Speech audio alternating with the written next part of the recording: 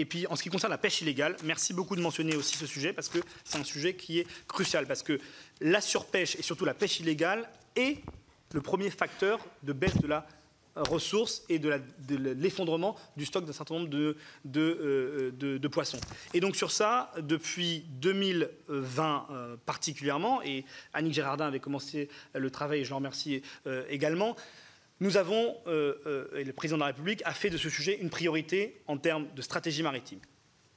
Dans les G7 des 2 dernières années, nous avons porté le sujet. Et ça a porté ses fruits, puisque pour la première fois au G7 au Japon, il y a eu une mention spéciale sur l'enjeu de faire de la lutte contre la pêche illégale et illicite un enjeu prioritaire de tous les pays du G7.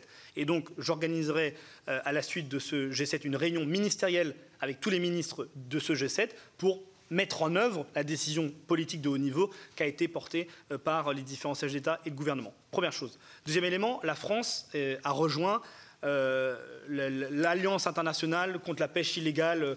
Je vous passe le titre en anglais, c'est IUU. C'est-à-dire que c'est une alliance qui permet de mettre en commun un certain nombre de moyens, des données, et qui vise à accélérer l'action collective sur le sujet. Ensuite, nous avons demandé à la Commission européenne de pleinement se saisir de ce sujet. J'en ai parlé encore lundi avec le commissaire Sinkevicius. Il faut que l'Union européenne utilise ses cartons jaunes et ses cartons rouges vis-à-vis de pays tiers qui ne respectent pas leurs obligations en matière de lutte contre la pêche illégale. Je vous donne l'exemple de Guyane, parce que j'y suis allé il y a 4 mois.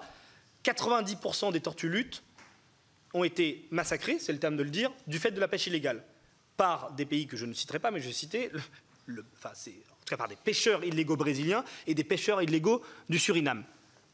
On a des actions de coopération, de commerce, de développement avec ces pays. Moi, ce que je demande, c'est qu'à partir du moment où il y a des activités illégales qui se déroulent sur notre territoire par ces pays tiers, il faut que l'Union européenne prenne pleinement les sanctions et joue sur d'autres leviers, aide, commerce, financement, pour faire reculer cette pêche illégale.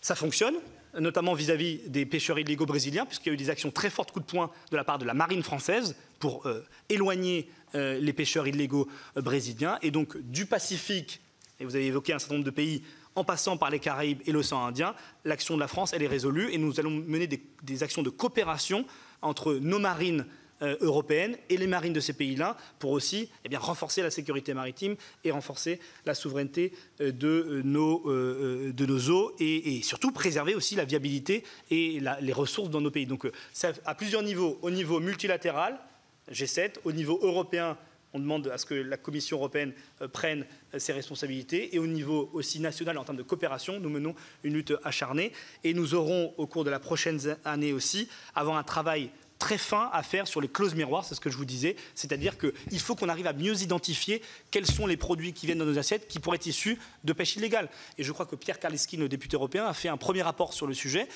et donc il faut qu'on accélère le travail en la matière, parce qu'en plus, la pêche illégale est en général faite avec des conditions sociales et d'emploi de personnes, de marins, qui sont des conditions dignes de l'esclavagisme. Donc il y a aussi un enjeu social, au-delà d'être un enjeu de sécurité et d'être un enjeu environnemental.